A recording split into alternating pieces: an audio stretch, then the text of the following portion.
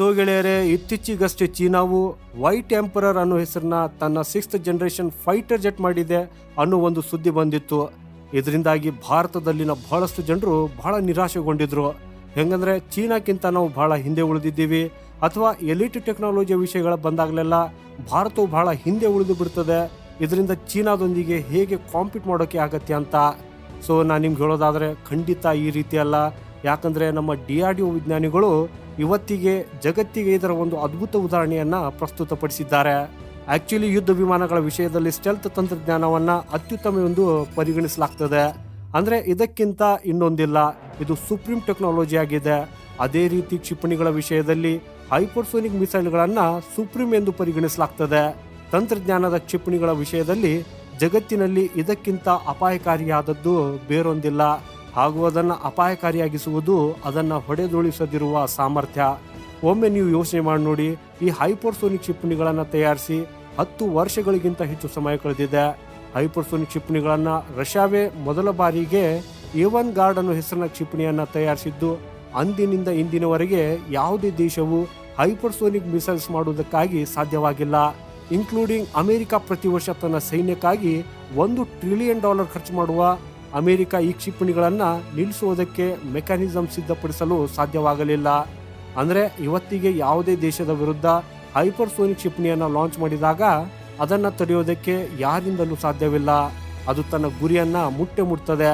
ಯಾವುದೇ ಸಂದರ್ಭ ಇರಲಿ ಹಾನಿ ಮಾಡೇ ಮಾಡ್ತದೆ.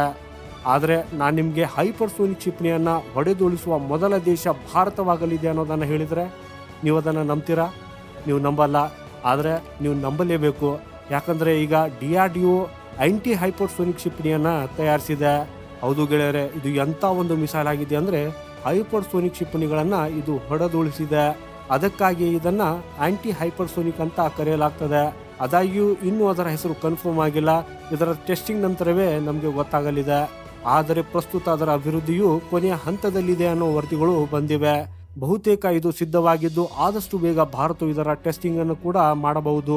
ಹಾಗೂ ನನ್ನನ್ನು ನಂಬು ಗೆಳೆಯರೆ, DRDO ಇದನ್ನು ಪರೀಕ್ಷಿಸಿದಾಗ ಹೈಪರ್ಸೋನಿಕ್ ಕ್ಷಿಪಣಿಯನ್ನು ಹೊಡೆದುರುಳಿಸುವ ಸಾಮರ್ಥ್ಯವಿರುವ ಈ ಭೂಮಿಯ ಮೇಲಿನ ಭಾರತವು ಮೊದಲ ದೇಶವಾಗಲಿದ್ದು ಭಾರತಕ್ಕೆ ಇದು ಅತ್ಯಂತ ದೊಡ್ಡ ಸಾಧನೆ ಆಗಿರಲಿದೆ. ಯಾಕಂದರೆ ಒಮ್ಮೆ ನೀವು ಯೋಚನೆ ಮಾಡಿ ನೋಡಿ, ರಷ್ಯಾ 10 ವರ್ಷಗಳಿಂದ ಪ್ರಯತ್ನಿಸುತ್ತಿದೆ. ಅಮೆರಿಕ ಕಳೆದ 8-9 ವರ್ಷಗಳಿಂದ ಸ್ಯಾಟಲೈಟ್ ಬೇಸ್ಡ್ ಡಿಫೆನ್ಸ್ ಸಿಸ್ಟಮ್ ಅನ್ನ ನಿರ್ಮಿಸುವುದಕ್ಕಾಗಿ ಪ್ರಯತ್ನಿಸುತ್ತಿದೆ. ಯಾಕಂದ್ರೆ ಇದರಿಂದ ಅದು ರಷ್ಯಾದ ಹೈಪರ್ಸೋನಿಕ್ ಕ್ಷಿಪಣಿಗಳನ್ನು ಎದುರಿಸುವುದಕ್ಕಾಗಿ, ಹಾಗೂ ಇದಕ್ಕಾಗಿ ಅದು $100 ಶತಕೋಟಿ ಖರ್ಚು ಮಾಡಿದೆ.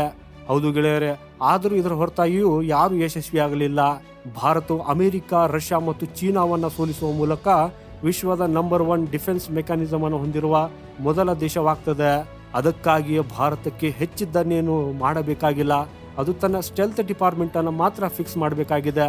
ಇದರ ಹೊರತಾಗಿ ನಾವು ಚೀನಾದೊಂದಿಗೆ ಎಲ್ಲ ಕಡೆಯಿಂದಲೂ ಕಾಂಪೀಟ್ ಮಾಡ್ತಾ ಇದ್ದೇವೆ. ನಾವು ಅದನ್ನು ಎಲ್ಲೆಡೆ ಎದುರಿಸ್ತಾ ಇದ್ದೇವೆ. ವಿಶೇಷವಾಗಿ ಹೈಪರ್ಸೋನಿಕ್ ಕ್ಷಿಪಣಿಗಳ ವಿಷಯದಲ್ಲಿ ನಾವು ಚೀನಾಗೆ ಹೋಲಿಸಿದರೆ ತುಂಬ ಶಕ್ತಿಶಾಲಿ. ಅದಕ್ಕಾಗಿ ನೀವು ಸ್ಟೆಲ್ತ್ ವಿಭಾಗವನ್ನು ಸರಿಪಡಿಸಿ ಆನಂತರ ನಮ್ಗೆ ಹೇಳಿ ನಾವು ಎಲ್ಲಿ ಚೀನಾದ ಹಿಂದೆ ಇದ್ದೇವೆ ಅಂತ.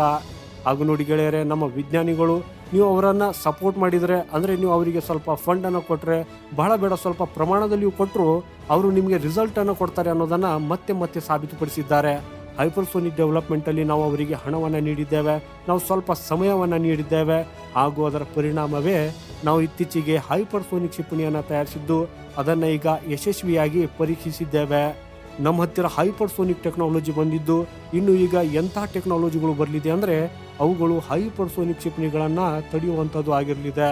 ಅಂದರೆ ನೋಡಿ ಗೆಳೆಯರೆ, ಎಲ್ಲಿ ಅವರಿಗೆ ಹಣ ಮತ್ತು ಬೆಂಬಲ ಸಿಕ್ಕಿದೆ ಅಲ್ಲಿ ಅವರು ಉತ್ತಮ ಕೆಲಸ ಮಾಡ್ತಾರೆ.